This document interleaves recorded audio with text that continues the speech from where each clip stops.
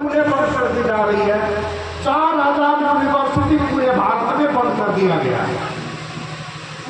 Private स्कूलों को बढ़ावा दिया जा रहा है, प्राइवेट सेक्टरों को बढ़ावा दिया जा रहा है। कितने यहाँ पे ऐसे परिवार हैं जो महीने के 10 से 20 हजार का महीना अपने बच्चों को पढ़ाने के लिए देंगे?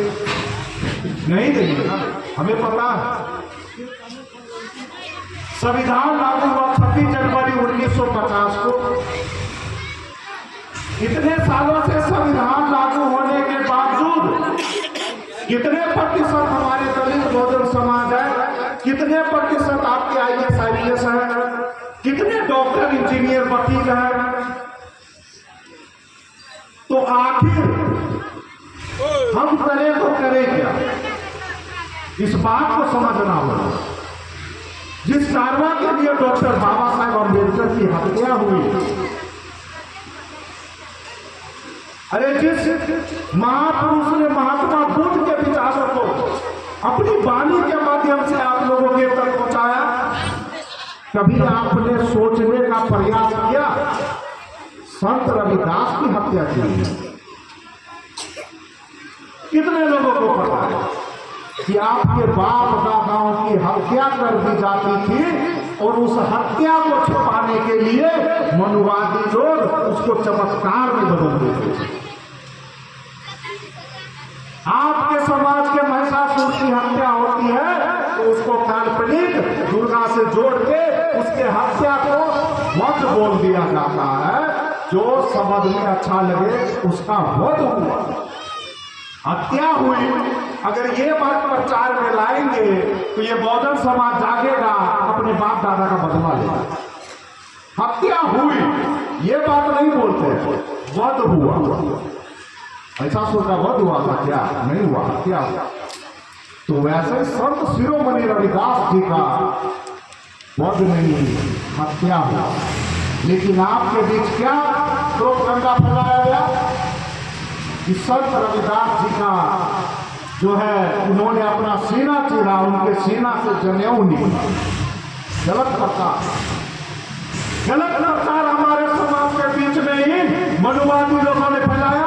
मेरे साथियों, हमारे बाप दादाओं की हत्या कर दी गई, हमारे संत शिरोमणि रविदास जी की हत्या हुई थी। वहां पे राजस्थान के किले में संत शिरोमणि रविदास सीना चीर करके उनके सीने के अंदर जनेऊ भरा गया था। कितने लोगों को पता है? नहीं पता, तो बताने वाला कोई नहीं है। अरे हम ब्राह्मणों की किताब पढ़ते हैं, ब्राह्मणों के बताए हुए ग्रंथ पढ़ते हैं, अपने बाप दादाओं की बात नहीं पढ़ते हैं। जब मैं ऐसे कार्यक्रम में जाता हूँ, जब मैं लोगों को जगाने के लिए जाता हूँ, छोटी छोटी सवारी लेता हूँ, तो मैं बोलता हूँ कि आप अभी भी गुलाम हैं। तो वो सवाल खड़े कर देते हैं, हमने कहाँ गुलाम किया, क्या गुलाम किया? बड़ा अच्छी बात बोलते हैं, आपको साबित करके हम दिखाएंगे कि आप कैसे गुलाम हैं। किसी का हाथ पैर रस्सी से बांध देने से वो व्यक्ति गुलाम नहीं हो जाता है। हमारे समाज के लोगों का हाथ पैर बांधा हुआ नहीं है, हमारे समाज के लोगों का दिमाग मानसिकता ही बांध दिया गया है। ये बहुजन समाज कहिया अपना बाल कटवाएगा, ये फैसला भी ब्राह्मण करता है। ये बहुजन समाज कहिया खिचड़ी बनाएगा, साला खाने का भी फैसला आप नहीं कर सकते, खाने का फैसला ब्राह्मण करता है। ये दलित समाज अपन बेटा का नामकरण कहिया करेगा, ये फैसला भी हम नहीं करते, ब्राह्मण करता है। किस दिन हमें क्या खाना है, किस दिन क्या पकाना है, बाल कब काटना है, नाखून कब काटना है, अरे सब तो ब्राह्मणों के कहे अनुसार आप कर रहे हैं और आप कहते हैं गुलाम नहीं है। और क्या गुलामी आपको चाहिए? क्या उन्होंने रस्सी बांधी? नहीं बांधी ना। क्या जंजीरें बांधी? नहीं बांधी ना। हो गए ना गुलाम। हमारे लोग परिभाषाओं को समझते नहीं है। अरे मनुवाद ने सबसे पहले अगर किसी को गुलाम बनाया, ये हमारी मातृ शक्ति को बनाया, हमारी माताएं बहनों को बनाया। मैं माताएं बहनों से भी कहना चाहूंगा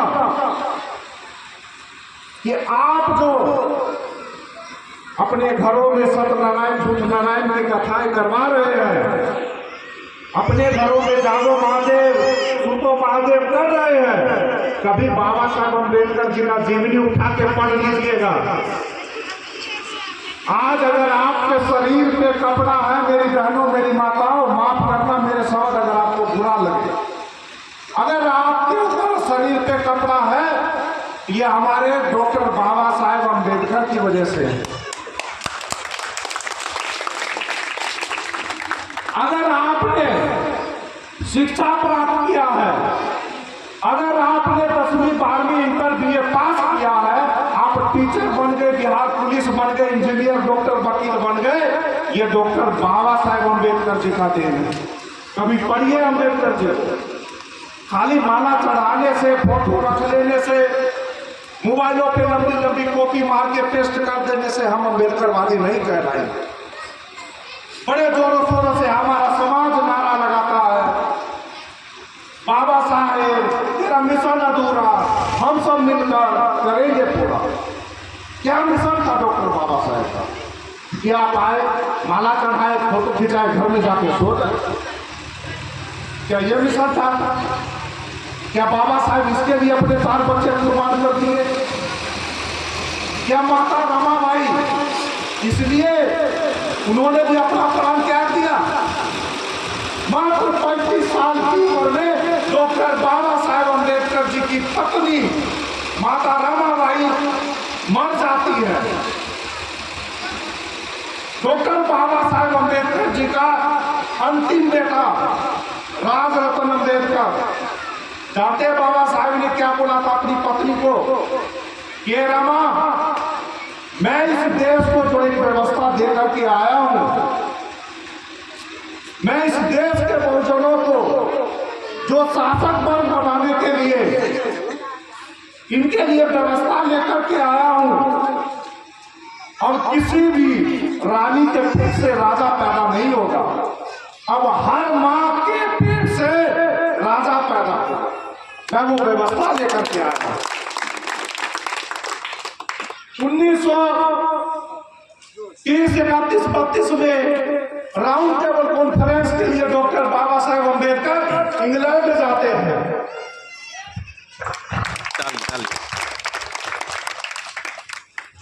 डॉक्टर बाबा साहेब अम्बेडकर जब राउंड टेबल के लिए इंग्लैंड जाते हैं, तब उनको सूचना मिलती है कि बाबा साहेब आपका अंतिम बेटा राजरत्न बहुत बीमार है, आप एक बार घर जाइए।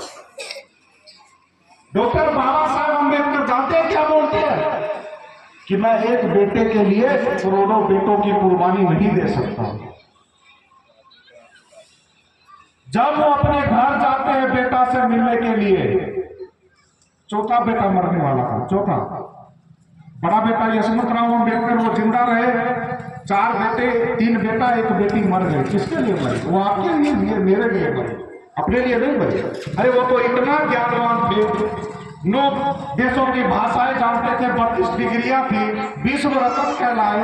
अगर वो क्या चाहते तो कांग्रेस उस समय की शोषणकर्ता जमात, क्या उसको राजा बना के नहीं रख सकते थे?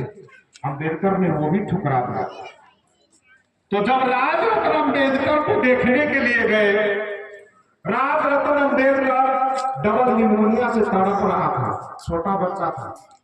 आज आपको, हमको छोटा सा कोई बीमारी हो जाए, बुखार लग जाए, पैरों में दर्द हो जाए, तो कहेंगे क्या कि वो की करे जेबे जोर दुखाए है, दे हाथ दुखाए छुआ खाए ले, रात फल्ला जगह के लिवा, शादी में नाच लिवा, खूब पीलवा तो खूब पीलवा।